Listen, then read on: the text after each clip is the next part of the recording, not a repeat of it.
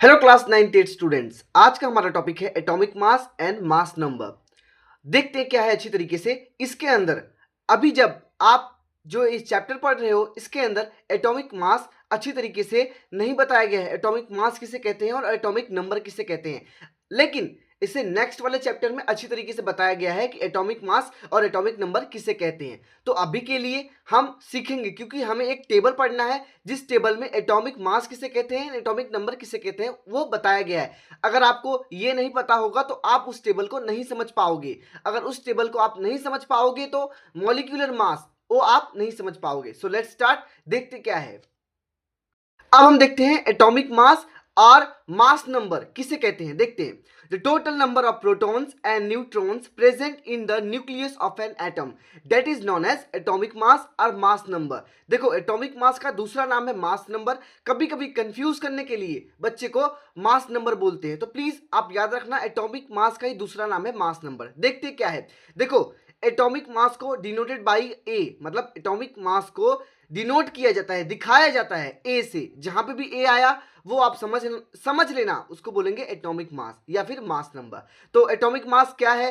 Atomic mass ये है number of protons plus number of neutrons, that is known as atomic mass. मुझे पता है आपको समझ में नहीं आया हो प्रोटॉन्स किसे कहते हैं भैया, न्यूट्रॉन्स किसे कहते हैं। देखो, प्रोटॉन्स न्यूट्रॉन्स के ऊपर आपका जो नेक्स्ट चैप्टर है स्ट्रक्चर ऑफ एटम बहुत अच्छी तरीके से बताता है प्रोटॉन किसे कहते हैं, न्यूट्रॉन किसे कहते हैं। तो हम उसे अच्छी तरीके से पढ़ेंगे नेक्स्ट चैप्टर में प्रोटॉन्स न्यूट्रॉन्स के बारे में। सो अभी के लिए देखते हैं प्रोटॉन्स और न्यूट्रॉन्स क्या हैं ऊपर ऊपर से। देखो, मान लीजिए एक एटम है।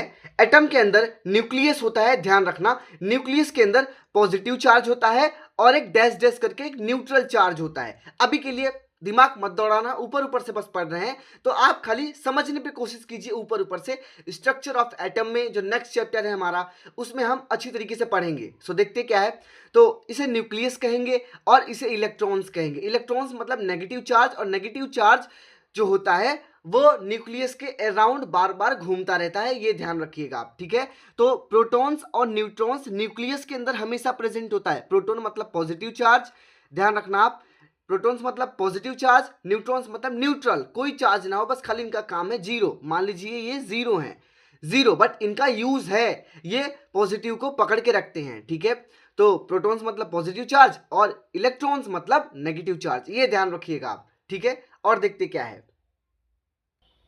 और एक बात हमेशा याद रखना आप, एटॉमिक मास के अंदर, एटॉमिक नंबर के अंदर या मास नंबर के अंदर जो प्रोटॉन्स होगा वो इलेक्ट्रॉन्स दोनों इक्वल होंगे। 5 प्रोटॉन होगा तो 5 इलेक्ट्रॉन्स होंगे, 6 होगा तो 6 होंगे, 7 होगा तो 7 होंगे। लेकिन जो न्यूट्रॉन्स होंगे वो डिफरेंट होंगे। कभी कभी यहाँ 6 है, यहाँ 6 है, यहाँ 5 होगा। अभी आप चिंता मत कीजिए, जब हम अच्छी तरीके से टेबल पढ़ेंगे तब आपको अच्छी तरीके से पता चलेगा। So let's start. और एग्जाम्पल के रूप में मैंने दिया है जैसे कि कार्बन, कार्बन के अंदर 12, टोटल 12 इसका मास है, क्या है, एटॉमिक मास। लेकिन इसके अंदर 6 प्रोटॉन्स हैं और 6 न्यूट्रॉन्स हैं। अब बोलोगे भैया एटॉमिक मास के एटॉमिक नंबर, एटॉमिक मास तो आपने बता दिया, अब एटॉमिक नंबर का मतलब क्या होता है तो देखते हैं अच्छी तरीके से इसके अंदर क्या है। तो एक बार वापस मैं आपको समझा देना चाहता हूं, एटॉमिक मास के अंदर हमने अच्छी तरीके से पढ़ा total number of protons plus total number of neutrons, that is known as atomic mass या फिर मास नंबर। अब हम पढ़ेंगे एटॉमिक नंबर किसे कहते हैं। सो देखते क्या है। The number of protons, the number of the number of protons present in the nucleus of an atom that is known as atomic number। Atomic number का मतलब भैया क्या है, एटॉमिक नंबर का मतलब यही, खाली प्रोटॉन्स को हम देखेंगे न्यूक्लियस के अंदर, इलेक्ट्रॉन्स को नहीं देखेंगे, खाली किसको देखेंगे, प्रोटॉन्स को देखेंगे। और प्रोटॉन्स मतलब मैंने आपको अच्छी तरीके से बताया जो पॉजिटिव चार्ज हो, ठीक है, डिनोटेड बाई जेड। इसे जेड से डिनोट करते हैं, दिखाते हैं, दर्शाते हैं। जहां पे भी जेड आया समझ लेना एटॉमिक नंबर है।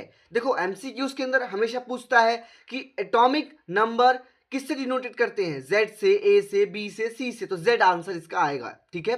तो अभी मैंने एग्जांपल दिया है आपको समझने के लिए, हाइड्रोजन, हाइड्रोजन का एटॉमिक नंबर कितना होता है तो इसका 1 प्रोटॉन। अब बोलोगे भैया आखिर आपको पता कैसे चला, तो कोई नहीं, मैं अभी आपको एक टेबल बताऊंगा, उस टेबल को आपको अच्छी तरीके से रटना होगा।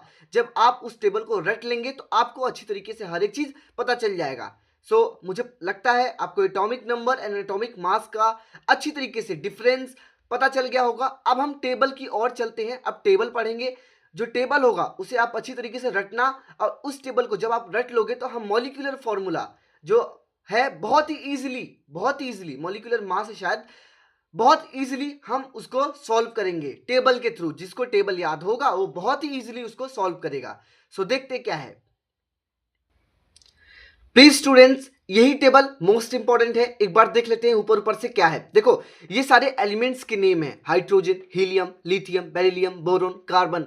इनको आपको अच्छी तरीके से रटना होगा। देखो आप रटोगे तभी मॉलिक्यूलर मास आपको अच्छी तरीके से समझ में आएगा, वरना नहीं आएगा। नंबर ऑफ प्रोटॉन्स और इलेक्ट्रॉन्स के बारे में मैंने आपको अच्छी तरीके से बताया था। प्रोटॉन्स का मतलब मैंने बताया ही है, इलेक्ट्रॉन्स का मतलब आपको बताया है। जो नेगेटिव चार्ज हो, जो पॉजिटिव चार्ज हो, उनको जो पॉजिटिव हो वो प्रोटॉन कहेंगे, जो नेगेटिव हो उसे इलेक्ट्रॉन कहेंगे। और ये दोनों का प्लस मतलब total number of protons plus electrons that is known as neutrons. ठीक है, ये ध्यान रखिएगा आप। सॉरी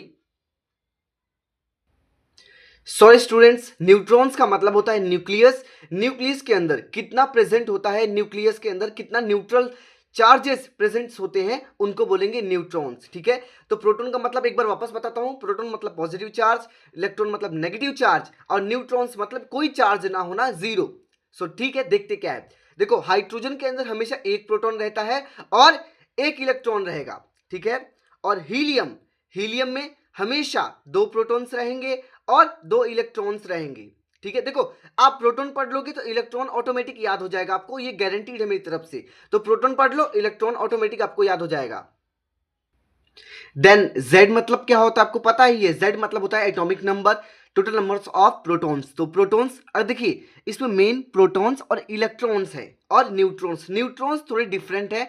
अगर आप प्रोटॉन और इलेक्ट्रॉन अच्छी तरीके से इसका टेबल आप सीख लेते हो, बनाना सीख लेते हो, तो आप मॉलिक्यूलर मास बहुत अच्छी तरीके से कर सकते हो। तो Z मतलब क्या था, एटॉमिक नंबर। एटॉमिक नंबर किसे कहते हैं दोस्त, एटॉमिक नंबर उसे कहते हैं टोटल नंबर ऑफ प्रोटॉन्स। बस जितने प्रोटॉन्स हैं उतना आपको लिखते चले जाना है। इसमें आपको दो चीजों को लर्न करना है अच्छी तरीके से, एलिमेंट का नाम और इसका न्यूट्रॉन्स। ठीक है, यही दो चीज पे आपको अच्छी तरीके से ध्यान देना है बस, बाकी सब आप अच्छी तरीके से कर लोगे। ठीक है, देन ए मतलब होता है अपना एटॉमिक मास। एटॉमिक मास का मतलब होता है total number of protons and total number of electrons, दोनों को खाली प्लस करके लिख देना है अच्छी तरीके से। ठीक है, आशा करता हूं आपको हर एक चीज इसके अंदर समझ में आया हो।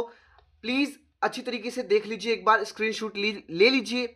मैं आपको अच्छी तरीके से दिखा दे रहा हूं, स्क्रीनशॉट अच्छी तरीके से ले लीजिए हर एक एलिमेंट के साथ। ठीक है, आशा करता हूं आपने अच्छी तरीके से स्क्रीनशॉट ले लिया हो।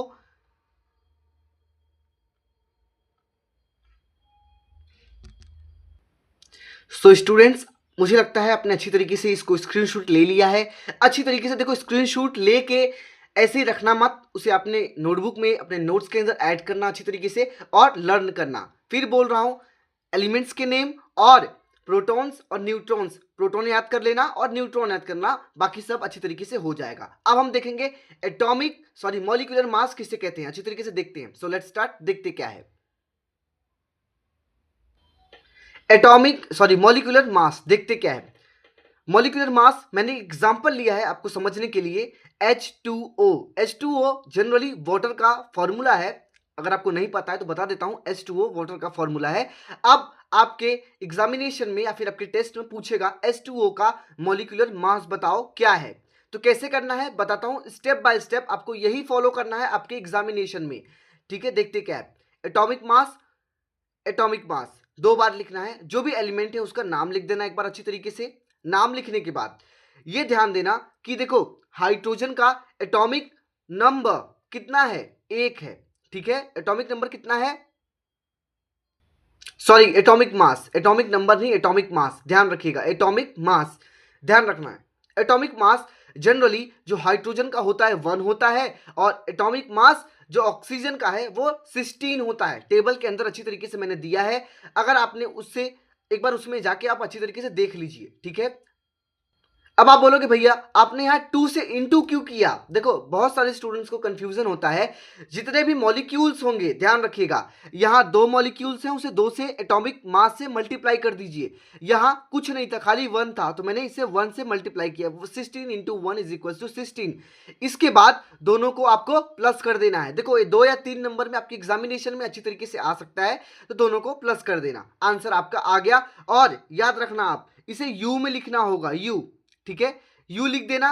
अगर यू नहीं लिखोगे तो मार्क्स कट जाएंगे, ठीक है, ध्यान रखना, यू लिख देना अच्छी तरीके से, ठीक है। और देखते क्या है, find the molecular mass of CO2 carbon dioxide. तो कैसे करना है, जैसे कि मैंने आपको बताया, एटॉमिक मास लिख देना है C एंड देखो 2 नहीं लिखोगे तो चलेगा, पहले जो नाम दिया गया है उसे C और O वैसे लिख देना अपने एग्जामिनेशन में, atomic number of C, atomic number of O, ठीक है। बस आपको ये पता रहना चाहिए, जो टेबल अच्छी तरीके से पढ़ा होगा उसे बहुत अच्छी तरीके से इजीली आ जाएगा। C मतलब कार्बन, O मतलब ऑक्सीजन, तो इतना आपको पता रहना चाहिए। एटॉमिक मास जो कार्बन का है वो 12 है, वो मैंने टेबल के थ्रू लिखा है इसको। अगर आपने टेबल अच्छी तरीके से पढ़ा होगा, अगेन बोल रहा हूं, तभी आपको ये आएगा, ठीक है, तो उसे अच्छी तरीके से रीड कर लेना, ठीक है। तो 12 आ गया और ऑक्सीजन 16 था। अब बोलोगे भैया 2 कहां से आ गया? यहाँ पे दो हैं, क्या है, 2 मॉलिक्यूल्स हैं, एक मॉलिक्यूल्स नहीं है। जितने मॉलिक्यूल्स है उसे आपको इंटू करना होगा।